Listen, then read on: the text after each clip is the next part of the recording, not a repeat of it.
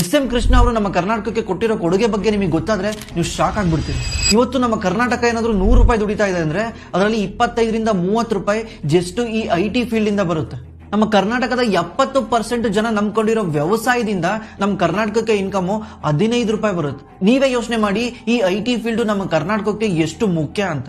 ಈ IT field ಇಂದ ಸುಮಾರು 20 ಲಕ್ಷ ಜನಕ್ಕೆ ಡೈರೆಕ್ಟ್ ಆಗಿ ಎಂಪ್ಲಾಯ್ಮೆಂಟ್ ಸಿಗ್ತಾ ಇದೆ.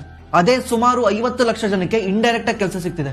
ಅಂದ್ರೆ ಕಾರ್ ಡ್ರೈವರ್ ಇರ್ಬೋದು, ಆಟೋ ಡ್ರೈವರ್ ಇರ್ಬೋದು, PG ನಡೆಸೋರು ಇರ್ಬೋದು, ಕ್ಯಾಂಟೀನ್ ನಡೆಸೋರು ಇರ್ಬೋದು, ಹೋಟ್ಲು ನಡೆಸೋರು ಇರ್ಬೋದು.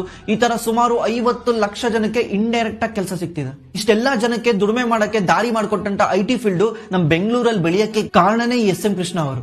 ಇವರು 1999ರಿಂದ 2004ವರೆಗೂ ನಮ್ಮ ಕರ್ನಾಟಕದ ಚೀಫ್ ಮಿನಿಸ್ಟರ್ ಆಗಿರ್ತಾರೆ. ಆ ಟೈಮಲ್ಲಿ ಇವ್ರದ್ದು ಮೇನ್ ಗೋಲ್ ಇದ್ದಿದ್ದೇನಂದ್ರೆ ನಮ್ಮ ಬೆಂಗಳೂರಿನ ಇಂಡಿಯಾದ ಸಿಲಿಕಾನ್ ವ್ಯಾಲಿ ಮಾಡಬೇಕು ಅಂತ. ಅವ್ರು ಅನ್ಕೊಂಡಂಗೆ ಮಾಡ್ತಾರೆ. ಇವತ್ತು ವರ್ಲ್ಡ್ ಅಲ್ಲೇನೆ ಬೆಂಗಳೂರಿನ 2ನೇ ಸಿಲಿಕಾನ್ ವ್ಯಾಲಿ ಅಂತ ಕರೀತಾರೆ.